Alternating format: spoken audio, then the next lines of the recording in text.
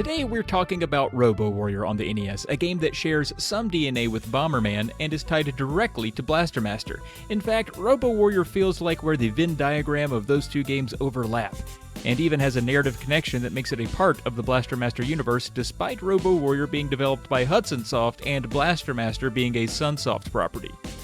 In Japan, RoboWarrior is known as Bomber King, and its sequel, Bomber King Scenario 2, was released exclusively for the Game Boy. When that game was localized in the West, it was titled Blaster Master Boy, making it a sequel to RoboWarrior, a spin-off of Bomberman, and a part of the Blaster Master series all in one fell canonical swoop. So, what's up with this bomb-dropping NES game that isn't quite Bomberman or Blaster Master, yet still manages to be strongly tied to both? Let's find out. 眠れる者が目覚める。ナイトは己の使命を知ることだろう。走れナイトよ。君に与える名称、それはボンバーキング。最強アイテム、メガトンボンブが君を守ってくれよう。使命を果たせ。制御コンピュータの勝つまで。8月7日、大爆発。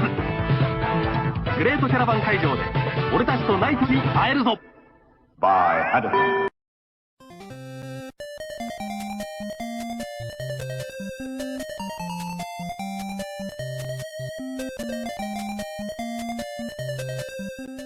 RoboWarrior is a quintessential NES game. It has solid visuals, a decent soundtrack, an unnecessary amount of backstory, is extremely vague about what the player even needs to do to progress, and on top of that, it's not easy.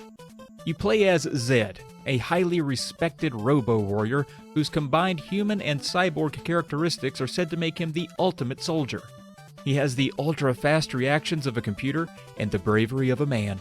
The manual spans over 10 paragraphs detailing the backstory of the world here, but what is most important to know is that aliens have invaded, and Zed, our RoboWarrior, has to topple these invading aliens who operate under a ruthless dictator to restore freedom to the planet. Zed's goal here is to scour the planet's surface looking for power-ups and simultaneously kill anything and everything in his wake. This can be done using the infinite laser blasts from his gun, or by dropping a bomb full-on Bomberman style and then steering clear of the blast radius when it goes off. This clears the way for Zed to venture further through the planet's wilderness and simultaneously uncovers power-ups and keys. The power-ups Zed can find help him in a multitude of ways. For example, candles and lamps allow Zed to see what's around him in the caves he discovers. Energy capsules completely refill Zed's energy. Clocks allow Zed to freeze enemies around him. Super boots make him move around a little quicker. Flash weapons clear all the aliens on the screen, and so on. Remember, Zed is half machine, half man, so he's partially powered by batteries, which means his life is always draining. Zed's energy is shown in the upper right of the screen, so as you move around, your energy will drain, and if you take damage, your energy will drain even more. It's important to look out for more batteries or energy tanks to keep Zed topped off for these long, sloggy levels. In total, there are 8 different levels, each with a different look and feel to it. You start out in what is considered the fringes, where trees and traces of natural life remain, and then move to the outlands, then a temple setting, then a metallic blue level, and so on. The biggest shift from level to level is primarily the color scheme, not unlike Bomberman 2's levels on the NES, and you'll also notice the enemies vary slightly from level to level.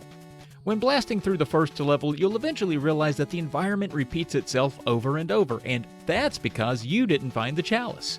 If you had read the manual, you'd know this, but if you didn't, then you just bombed around willy-nilly for 10 minutes and realized you've accomplished nothing and are about to die. The most important thing to know before you start the game is that for each level, you must find the chalice first. Finding the chalice may require you to place a bomb in some unassuming location to uncover a secret area where the chalice is hidden.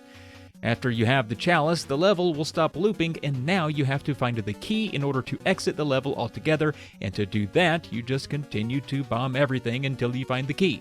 To boil all this down further, bomb everything and find the chalice, and then keep bombing everything until you find the key.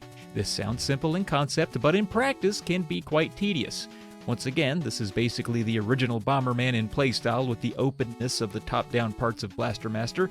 Bomb everywhere to find stuff, stay away from enemies, and keep an eye on your ever-dwindling health. There are other secret areas hidden around as well, which can be fun to find, and you'll pick up lots of loot. Unlike Bomberman, however, bombs are not infinite, but they're also not rare, so finding more won't be a major issue.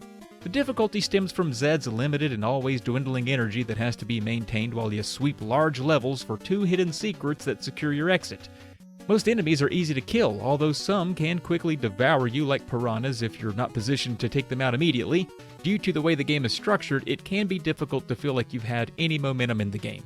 By painstakingly scouring each of the 8 levels one by one with bombs, you're going to be spending a ton of time on each level and likely dying several times along the way, making this one both tedious and frustrating.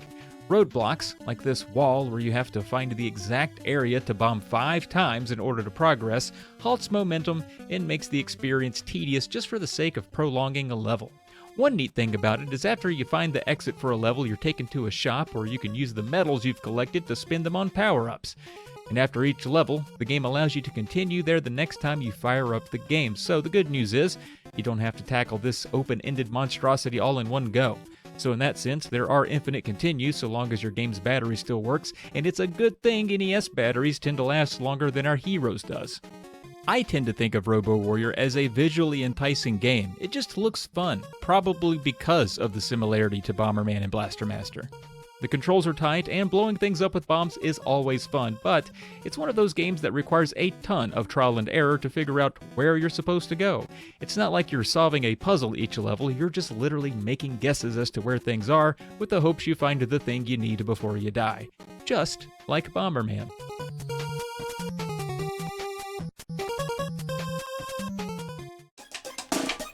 Again, the official sequel is Bomber King Scenario 2 on the Game Boy in Japan, which was repackaged for the West as a Blaster Master tie-in, Blaster Master Boy, also known as Blaster Master Jr. in Europe.